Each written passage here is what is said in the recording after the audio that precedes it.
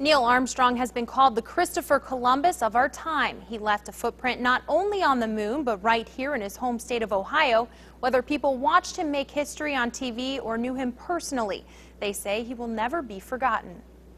The Christopher Columbus of our time has passed, and that's significant and that's sad. The entire nation and even world is mourning the loss of Neil Armstrong. He was just one of those, I'll say, typical patriot veterans who was all about serving his country, and as an engineer he was all about advancing aviation and trying to discover how to improve it.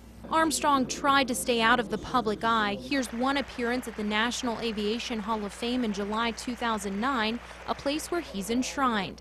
He's joined on stage by other Apollo crew members, a rare moment in the spotlight for a man who tended to shy away from cameras. So he wasn't about making a name for himself or being a showman in any way.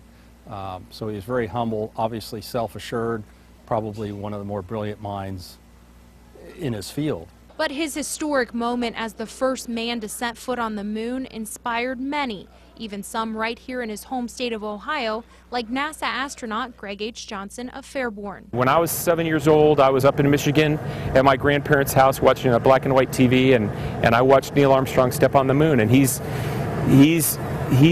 one of my top heroes. Johnson was in town last week when the National Museum of the United States Air Force received NASA's first crew compartment trainer to put on display.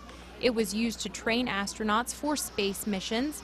Those who came to view it at the museum Saturday were sad to hear of Armstrong's passing. He's certainly a part of American history, and actually he's part of world history in a way that no one else ever can be. It's just like we just lost someone that's just dear to the history of the world. Armstrong was reportedly planning on making a trip back to Dayton this October for an event at the National Aviation Hall of Fame. Reporting live, Jackie Sprague, 2 News.